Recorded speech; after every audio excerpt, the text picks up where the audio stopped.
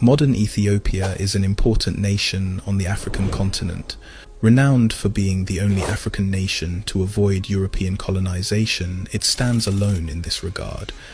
The current moniker of Ethiopia was one adopted by Emperor Haile Selassie after the Second World War during a unified Africa's move toward independence.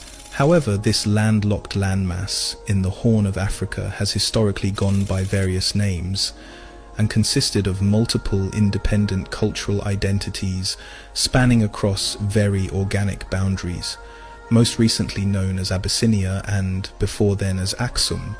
The population consists of numerous ethnic groups such as the Amhara, the Tigray, the Agor, the Harari, the Afar, the Sidama, the Gurage, the Omo, the Oromo, and the Abere, to name a few, who have all held alternating levels of prominence at different periods throughout the region's very complex history.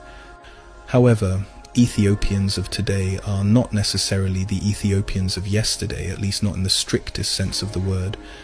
It is very important to understand when reading old texts that make reference to Ethiopia, they are speaking of a wider African people spanning the interior of Africa, from the southeast to west of modern-day Egypt.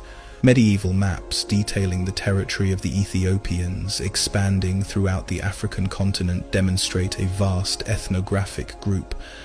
Further to this, many maps show that the Great Ocean to the west of Africa, commonly referred to as the Atlantic Ocean, was acknowledged historically as the Ethiopian Ocean and later its southern portion as the Ethiopic Sea, this further substantiating the universal application of the term Ethiopian for inhabitants of Africa's interior, and not just a few ethnicities on the east of Africa. In fact, one of Europe's oldest civilizations, the Greeks, were in constant contact with the vast Ethiopian Empire and were, in fact, the creators of the term itself. The name Ethiopia is a compound of etho, meaning I burn, and ops, meaning face. Derived from the Greek word Ethiops, it translates to burnt face in noun form, and as such it was given to the people deemed to bear the closest cultural and geographic vicinity with the sun, according to Homer's Iliad, having darkened visages from their proximity to that luminary, the sun. The Ethiopians led a blissful existence because living amid a flood of light, and as a natural concomitant of a blissful existence, they were blameless and pure and free from every kind of moral defilement. Ethiopians were renowned as the dark-skinned first men of earth. Throughout antiquity, it was known as the land of the gods, with many prominent global deities being local derivatives of the original African gods.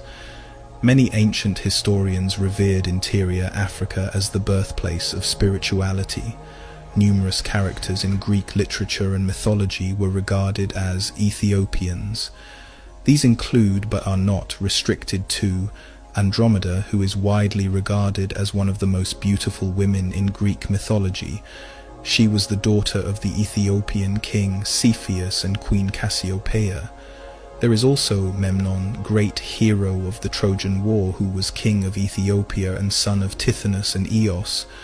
Also, and perhaps surprisingly to some, one of the titles of Zeus was Zeus Ethiops, which literally translates to Zeus the black-faced, suggesting that to some ancient Greeks at least, the king of the gods and ruler of Mount Olympus may have physically resembled people in the interior of Africa.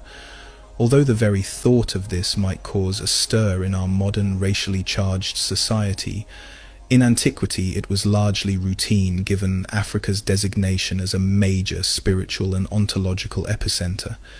So as modern Ethiopia and surrounding nations continue to evolve on the African continent, it's important to remember that historical Ethiopia and the Ethiopians of antiquity were a continent-wide representation of Africa's global presence and influence in history.